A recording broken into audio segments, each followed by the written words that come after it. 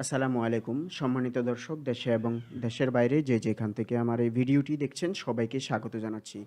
দর্শক আজকের টিউটোরিয়ালে আমি আপনাদের সাথে শেয়ার করব কিভাবে বিশ্বের বিভিন্ন দেশের ব্যাংক অ্যাকাউন্টে টাকা পাঠাতে পারবেন ঘরে বসে। তো এটির জন্য আপনাকে অবশ্যই পেপ্যাল সাপোর্টেড জুম অ্যাকাউন্ট প্রয়োজন। আমার এই পেপ্যাল অ্যাকাউন্টে দেখতে পাচ্ছেন অ্যাভেলেবল ফান্ড রয়েছে। আমি আজকে ট্রানজ্যাকশন করব, টাকা ট্রান্সফার করব বাংলাদেশে বসে পাকিস্তানের একটা ব্যাংক অ্যাকাউন্টে। তো সেটার জন্য সর্বপ্রথম আমি যেটা করব, আমি জানি যে ইউরো যে কারেন্সি, এই কারেন্সির অনুসারে পাকিস্তানের রুপির ভালো একটা রেট পাওয়া যায়। তো এটার জন্য সর্বপ্রথম আমি প্রথমে ইউএসডি ডলারটাকে ইউরো কারেন্সিতে কনভার্ট করে নেব। কনভার্ট করার পরে তারপর গিয়ে টাকাটা পাঠাবো। কিন্তু এখন আমি প্রথমে দেখব যে আমি যে পরিমাণ টাকা পাকিস্তানে পাঠাতে যাচ্ছি, কত কত ইউরো লাগবে সেই টাকাটা পাঠাতে। এই যে এখানে 15,300 রুপি মূলত পাকিস্তানে পাঠাতে যাচ্ছি, সেটার জন্য ফি কাটা হবে 2.99 ইউরো।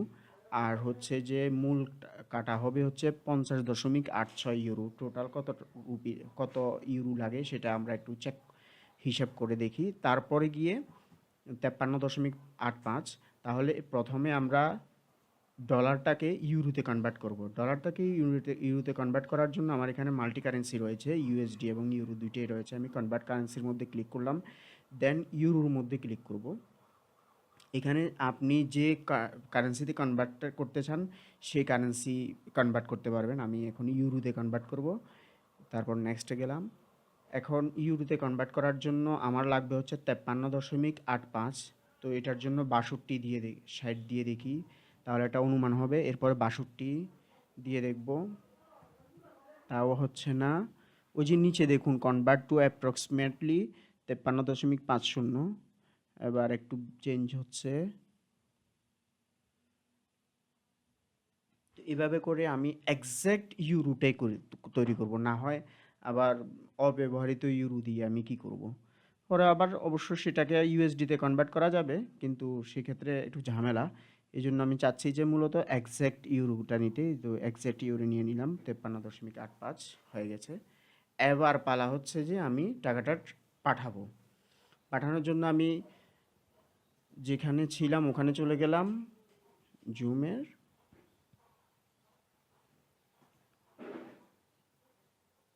এখানে দেখুন কয়েকটা অপশন রয়েছে, 4টা অপশন। 4টা অপশনের মধ্যে প্রথমটা হচ্ছে ডেবিট কার্ড ডিপোজিট। এখানে আপনি ভিসা অথবা মাস্টার কার্ড দিয়ে ট্রানজ্যাকশন করতে পারবেন। আর হচ্ছে ক্যাশ পিকআপ, আরও অনেক কিছুই আছে। আমি আপনাদেরকে ব্যাকে গিয়ে অন্যগুলোও দেখাই, তাহলে ভালো হবে। ডেবিট কার্ড 16 ডিজিটের ডেবিট কার্ড নাম্বার বসাবেন। আর হচ্ছে মোবাইল ওয়ালেট, বাংলাদেশের যে বিকাশ টিকাশ আছে ওখানেও এরকম অনেকগুলা মোবাইল ব্যাংকিং সার্ভিস আছে। এরপরে ব্যাংক ডিপোজিটের মাধ্যমে পাকিস্তানের সব ব্যাংকে পাঠাতে পারবেন। ক্যাশ পিকআপে হচ্ছে রিয়া পার্টনার যেগুলো আছে, রিয়া পার্টনার লোকেশন থেকে টাকাটা উইথড্র করতে হবে। তো আমরা ব্যাংক ডিপোজিটটা যেহেতু করব, সেহেতু ব্যাংক ডিপোজিটও সাথে সাথে হয়ে যায়, মিজান ব্যাংকে পাঠাবো। তো সেটার জন্য আমরা ব্যাংকের ডিপোজিট সিলেক্ট করলাম। এবার আমরা মিজান ব্যাংকটা সিলেক্ট করব। মিজান ব্যাংকটা সিলেক্ট করার পরে এখানে IBN, international bank account number, IBN যদি থাকে ভালো কথা, যদি না থাকে তাহলে যে 14 ডিজিটের অ্যাকাউন্ট নাম্বার রয়েছে 14 ডিজিট অ্যাকাউন্ট নাম্বার বসালেও চলবে। আমি 14 ডিজিট অ্যাকাউন্ট নাম্বার দিয়ে নেক্সট দিলাম। এরপরে হচ্ছে নাম, first name and last name দিয়ে বসালাম। ফার্স্ট নেমের জায়গায় ফার্স্ট নেম, লাস্ট নেমের জায়গায় লাস্ট নেম, রিজিয়নের জায়গায় রিজিয়ন, রিজিয়ন দিয়ে এরপর হচ্ছে মোবাইল নাম্বার। মোবাইল নাম্বারটা +92 দিয়েই শুরু করতে হবে। ফুল ফরম্যাটের মোবাইল নাম্বার দিতে হবে। সিকিউরিটি রিজনের কারণে কিছু কিছু তথ্য আমি গোপন রাখছি, কারণ এগুলো যদি আমি হাইড না করি সেক্ষেত্রে পলিসি ভায়োলেশনের মাধ্যমে আমার ভিডিও রিমুভ করে দেবে। অলরেডি আমার চ্যানেল থেকে আই ব্যাংকিং রিলেটেড অনেকগুলো ভিডিও রিমুভ করে দিয়েছে ইউটিউব কর্তৃপক্ষ। এরপর নেক্সটের মধ্যে ক্লিক করলাম। নামটা আমার কাছে আবার শো করছে, এই নাম কিনা, ঠিক আছে। PayPal balance, next. এবার আমার কাছে ফুল সামারি শো করবে। এই অ্যাকাউন্টে এত টাকা, এত রুপি দিতে চাচ্ছেন, আপনার অ্যাকাউন্ট থেকে এত ইউরো কাটা হবে, ডেবিট করা হবে, আপনি কি রাজি আছেন কি না? এরপরে আরও কিছু কনভার্সন রেট টেট দেওয়া আছে। হ্যাঁ, এরপরে কিছু ডিক্লারেশন আছে।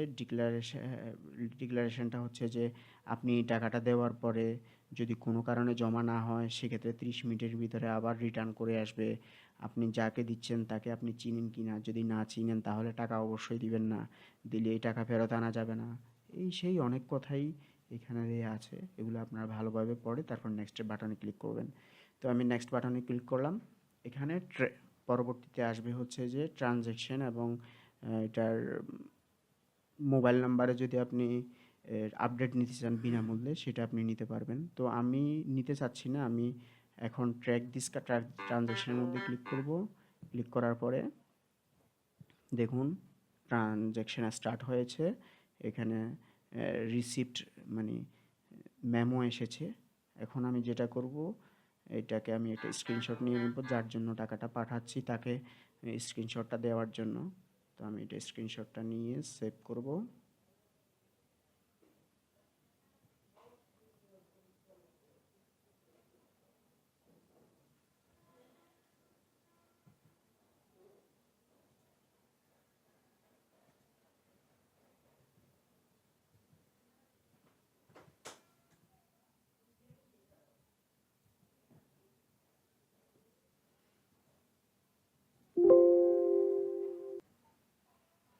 টাকাটা তো আমার জন্য পাঠাইনি, আমি আরেকজনের জন্য টাকাটা মূলত পাঠিয়েছি।